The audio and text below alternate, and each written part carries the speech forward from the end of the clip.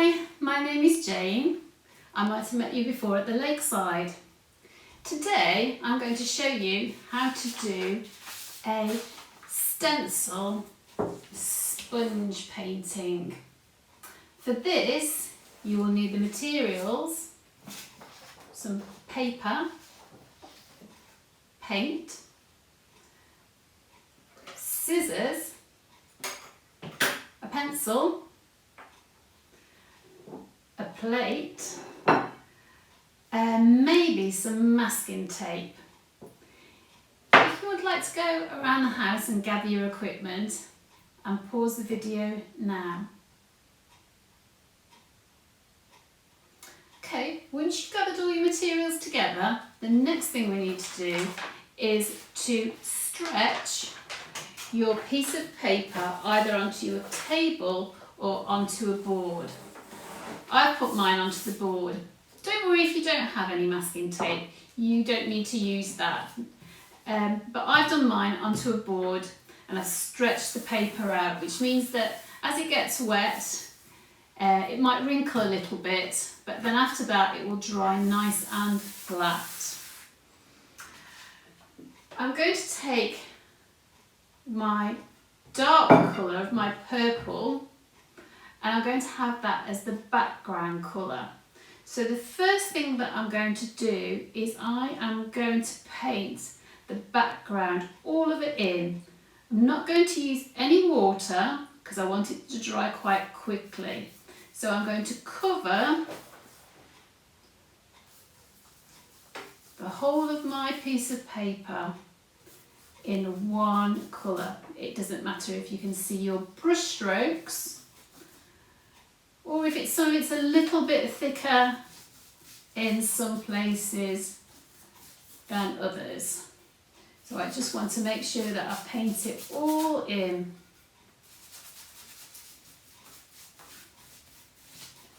So this is a chance to use some really nice broad strokes with your paintbrush to cover your paper up. Okay. So once you've covered all the paper, leave it to dry. I'm just going to put this out of the way.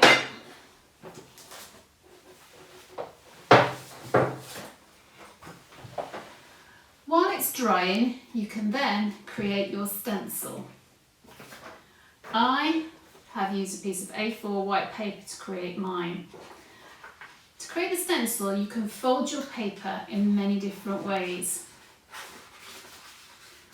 For me, I folded it in half and I folded it in half again. I will just use scissors and I will cut my shapes out. But if you don't feel confident to cut your shapes out, you could draw shapes. But have your shapes starting from the fold in your paper.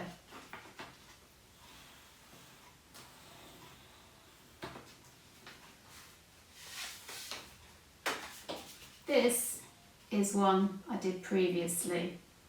Once you've drawn your shapes out onto your piece of paper, then use a pair of scissors to carefully cut the shapes out. And remember, it's all about practice. Don't worry if it doesn't go right the first time, you can always have another go at it. And I use quite simple shapes to cut out stencils. Don't try to make it overly complicated, just do some nice simple shapes.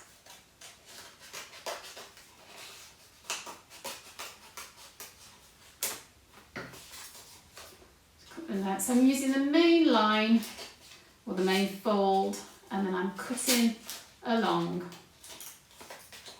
following the lines that I've drawn with my pencil.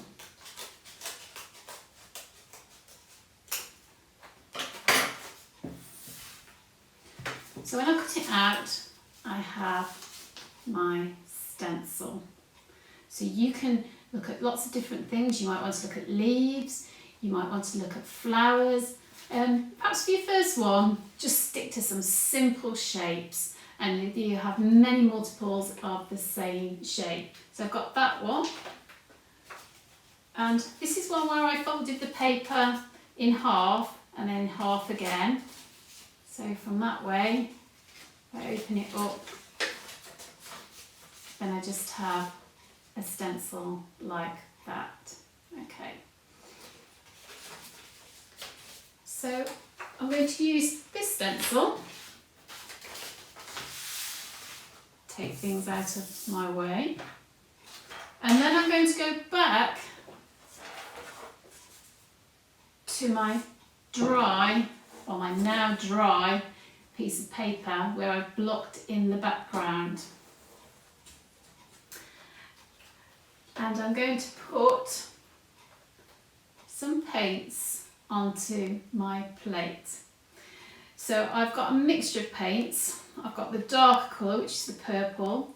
I've got the green paint. I've got the yellow paint, and I've got some white paint, which is really, really quite important.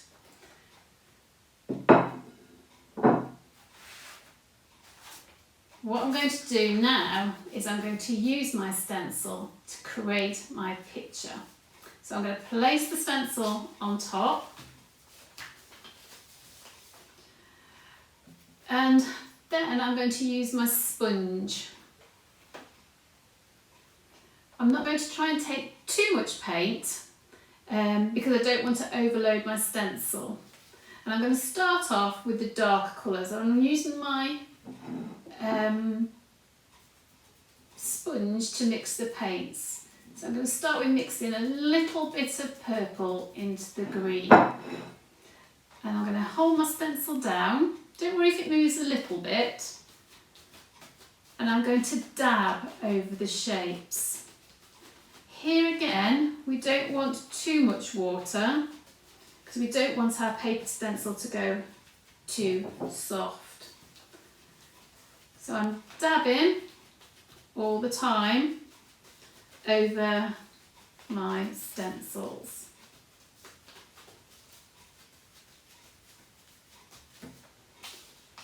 And as I lift up, you can see where the stencil has been. And what we're doing now is we're just making the background shapes. So we're starting from dark and gradually moving to light. And you can move your stencil around your piece of paper.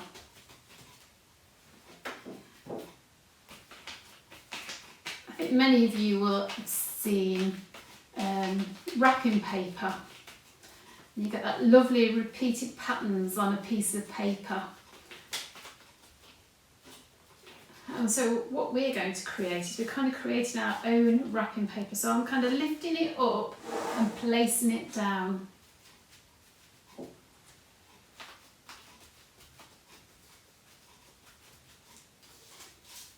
So you can see my marks created on the picture. And you can mix your paint as much as you like as you go along. And I think you get better as you do it. So look at my stencil. Already my stencil is getting quite a bit of paint on, and I've got my first layer of paint. So I've got my first layer of images or patterns on my background. The next layer, what I want to do is I want to lighten it. So what I'm doing is I'm going dark to light. So I'm gradually lightening the pattern as we go, as I put it down on the paper. For the second layer, I'm going to slightly move my stencil. So I'm not going over exactly the same places, but I'm overlapping some of the shapes.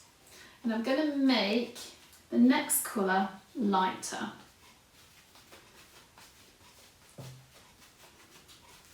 So I've got the lighter colour going over my stencil. And I'm pushing down quite hard with my sponge onto the paint, but I don't want it to move too much, and it starts to get a bit stickier as I go along. So I can hear the sound that the sponge is making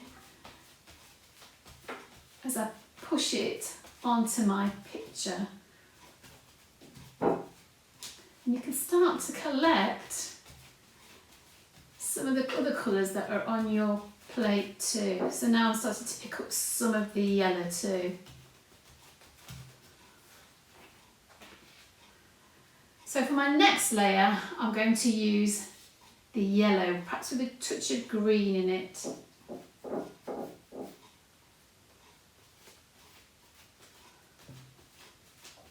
Put it on, because I think with paintings, it's really nice to get lots of layers.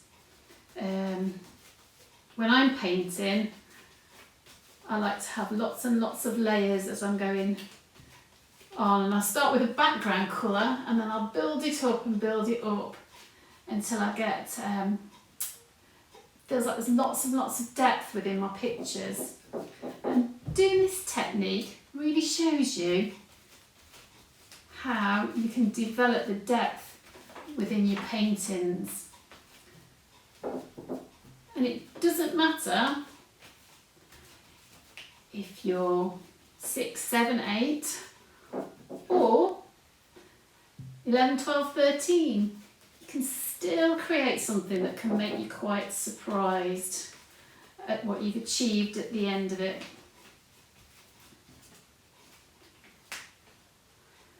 So now I've got the different shapes on my picture, and for the next 2 layers I'm going to get really quite light. If you want to, you can change the direction in which you are using your stencil. You don't have to constantly do it downwards. You can change it sideways. You can put it at an angle as you do it. And see if you're managing to bring those shapes or separate those shapes out. See how I'm doing it? I'm just pushing it down, but not trying to slide it under.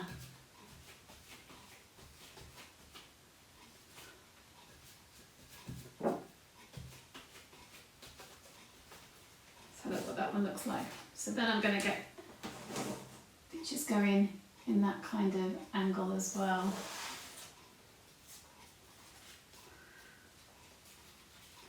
And if you have a couple of goes at doing it, you can decide how you want your picture to be, or are you going to change it, or if you do another one, are you going to think more about what your what sort of stencils that you're going to do. When I've done it with groups, sometimes the last time I did it with a group, we did it when we were thinking about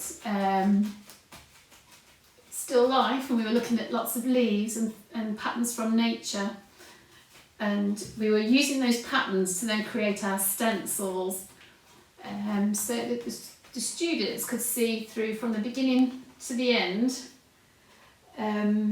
where their images had come from and where the paper had come from too. So you can see you're starting to build up those layers. The final one, I'm going to see if I can get it as light as I possibly can, and I want to get it white as it can be. Think about where you're placing your stencil on your piece of paper. Dabbing it on my plate because I want to get rid of the excess. Because if you end up with too much paint on your sponge, you end up getting too much thick paint, and then it just becomes very messy.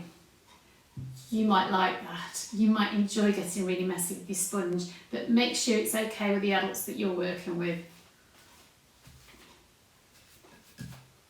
So I'm pushing it down. And like everything, the more we do at it, the better we get.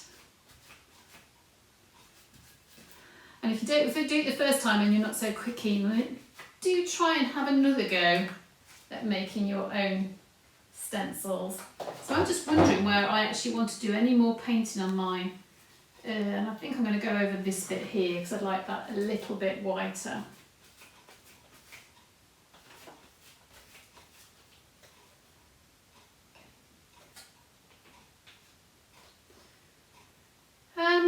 So I'm kind of looking at it thinking, how much more would I like to do? I've got my stencil here, and I think I'm almost there in how I'm going to complete it. I think I might go over these bits just here Do keep your stencils, because as they dry you can use them again, and you don't just have to use water-based paints or ready-mix paints. If you've got acrylics at home that you could use, then use your acrylics. Or if you've got any different types of water-based paints, you could try using those as well. But these ready-mix paints will work really, really well, and that's all you need to do. So what I'm going to do is I'm going to wait for this to dry, and when it's dry it will be then that I will peel it back from there. So I'm going to put it back to one side and then get back to you. Once your picture's finished and it's dry, take the masking tape off from around the outside, and then it's ready. If you would like to share your work, we would love to see it. Please share it with louise.k@nottingham.ac.uk. Thanks for taking part.